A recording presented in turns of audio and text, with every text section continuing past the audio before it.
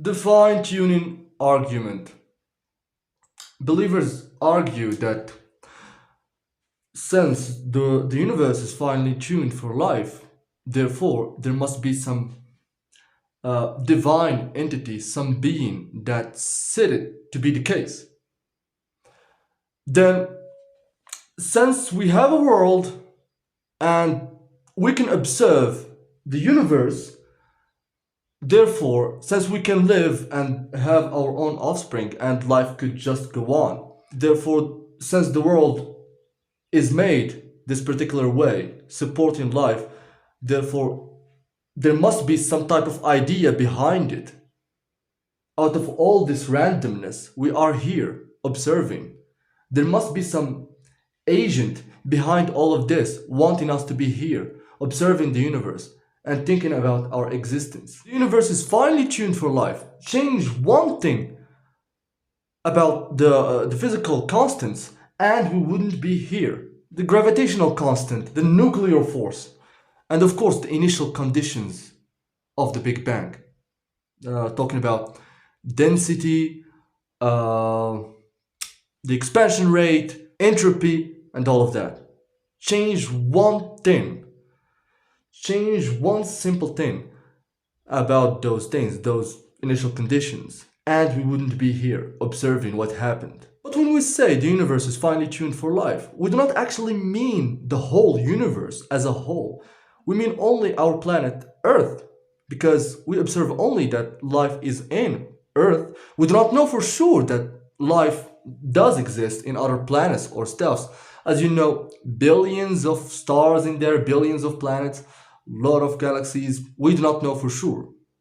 And of course, we do not have the capacity or the ability now to be certain whether life exists outside of Earth or not. Maybe they argue that the constants of the universe are the ones responsible of making our own world like this. Therefore, there must be some type of plan at the very first start to make our condition like this, to permit life to emerge in this planet, exactly in this system, in the solar system, exactly in our Milky Way. Because as far as I'm concerned, there is no life in Mars, neither in Jupiter, neither in any other planet in our solar system. So what they must mean by the universe is finely tuned for life, the universe might not have life in all its corners, yes, but it's finely tuned to permit one rocky planet to have life in it. Because as far as I'm concerned, the other planets are very hostile for life. And even if those planets have those components for life, at the very stars, life wouldn't have developed because of the suitable conditions. It must be very close to a star, for example, or very far away. And life requires some degree of temperature. But can I really say that? Because all type of life that we can observe is this one. We cannot observe other types of life. Presumably, there are some. This type of life requires this and this and this. There must be some other type of life which requires this and this and this. I think I cannot make such a generalization. But let me just say, the other planets are just hostile for life. So if you say that the universe is finely tuned, it is finely tuned for life only to permit this tiny dot in this wide, gigantic, observable universe to permit life in it and make us observe what's happening. But my problem here is, if we have a divine entity behind all of this and just set the measures right and got the constants right just to permit life, you picture God, this divine entity or this being, as some crazy chemist who just mixes things up, mixes potions, mixes this with this, trying to make something up. There's definitely a problem here, because if we say that God needed to make the physical constants right in order to permit life, we can only say that if the physical constants were ontologically in there, and they should be respected in order to have some type of result. Like for example, our scientists need to respect some formulas, need to respect some equations in order to reach some desired conclusions or some desired results. Because the constants are already there, the constants are just there. The constant exists independently of us. But we cannot say this about God, because God presumably is an eternal being, had no beginning, has no end. How come he needs to respect physical constants? If he needed to respect physical constants, it means only that those physical constants are necessary and have existed long before God existed, and therefore God is no longer God. But the universe is not the universe is God, but those physical constants and those rules and regulations that must be respected, otherwise we cannot have life. Therefore, by respecting those formulas, by respecting those steps of creating life, make the density just like this, make the gravitational force just like this, the electromagnetic field, make it just this, don't add in this, don't. We are respecting some type of formula here. If this must be respected, therefore it's necessary, and therefore this thing is even above God. This formula, those rules, those regulations, it means that they are even above God. And how can something be even above God? If I respect something in order to have some desired result, it means only that this thing is independent of me and existed long before I did, because I am a slave to those regulations. I am a slave. I must definitely respect those things. I am subject to what this regulation demands. I must definitely respect them. Otherwise, I will not have my planet in which I would have people that worship me. Because God, being omnipotent, and I believe all the believers around the world would argue that God, not any specific any specific God that subscribe to our religion, God in general should be omnipotent. Should be omnipotent, must have this attribute. If he has an attribute of being God, of being omnipotent, couldn't make life just whatever he liked? Couldn't not obey regulations? Couldn't just do whatever? Like when you're telling me that God needed to make the gravitational force just like this, it means that there are some type of regulations outside of God, independent of God. Like there must be some ontological formula for life that must necessarily respect in order to create life. And how come this be if we have God as being omnipotent, can do whatever he wants, and eternal, and omniscient? If God was omnipotent, he could create life whatever he wanted. Those regulations shouldn't bother God. He could create life whatever he wanted. He could create life, some type of life which is not physical at all. Some type of life who doesn't even require a body or a physical form. He could do whatever he wanted. But still, he needed to respect those things, those constants that you presume otherwise we wouldn't be here. Like, we wouldn't be here. Like, for example, the absence of life in Mars. Nobody is in there to observe life because the criteria for life in Mars is simply not respected. That's all. It looks as if God got this handbook from somewhere, how to make life, and we got step by step on how can we make life, and we need to respect that as if we are trying to make some type of a pie or some or some cake.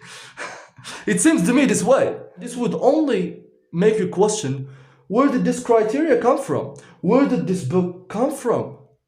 If God is God, he could dictate whatever he wanted, right?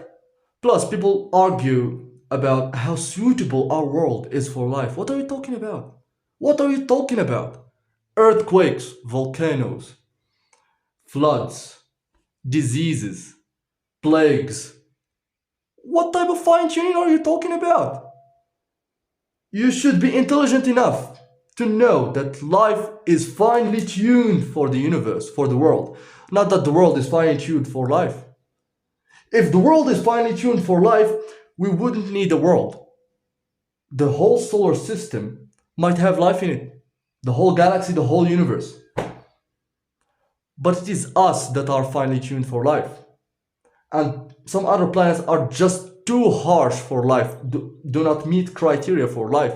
And right now the planet is still a bit hostile for life. I mean, you got only 3 hours, 3 hours in a harsh environment, 3 days without water, I believe, 3 minutes without air. What type of existence is this? What weakness? If you're telling me that there is a God, if you're telling me that there is a God who wanted life to be here, couldn't he make it a bit easier for us? Couldn't he, for example, give us immortal bodies?